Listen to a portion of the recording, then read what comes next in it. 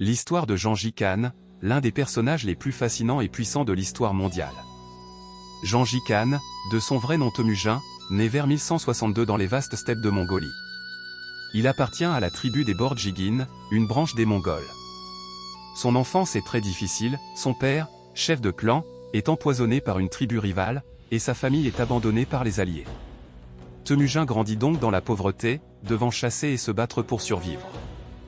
Mais dès son jeune âge, il montre un caractère fort et un grand sens du leadership. À l'âge adulte, Temujin commence à rassembler les tribus mongoles souvent divisées et en guerre. Par son charisme, sa stratégie militaire et sa capacité à récompenser la loyauté plutôt que la naissance, il gagne la confiance de nombreux chefs de clan.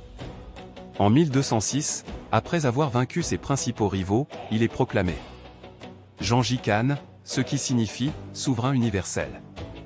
C'est la naissance de l'Empire mongol. Sous son commandement, les Mongols deviennent une armée redoutable, disciplinée, rapide, et capable de frapper très loin grâce à leurs chevaux et à leur organisation. Entre 1206 et 1227, Gengis Khan lance une série de campagnes militaires spectaculaires. Il conquiert la Chine du Nord, Empire Jin. Il envahit l'Asie centrale, détruisant des cités comme Samarcande et Boukhara. Il attaque jusqu'à l'Empire perse, Khwarezm, punissant durement ceux qui s'opposent à lui. Son empire s'étend alors de la Corée jusqu'à la mer Caspienne, un territoire immense jamais égalé à l'époque. Mais Gengis Khan n'était pas qu'un conquérant sanguinaire. Il a aussi posé les bases d'un État organisé. Il crée un code de loi, le Yasa. Il met en place un réseau de communication rapide à travers tout l'Empire. Il encourage la tolérance religieuse et la promotion des talents, même étrangers.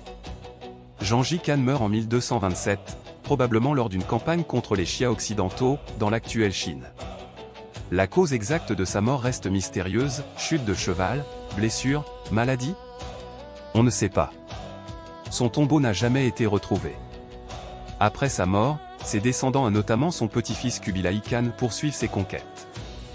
L'Empire mongol devient le plus vaste empire terrestre de l'histoire, s'étendant de l'Europe de l'Est jusqu'à la mer du Japon. Gengis Khan reste une figure controversée. En Occident, on le voit souvent comme un conquérant brutal. En Mongolie, il est un héros national, symbole d'unité et de puissance.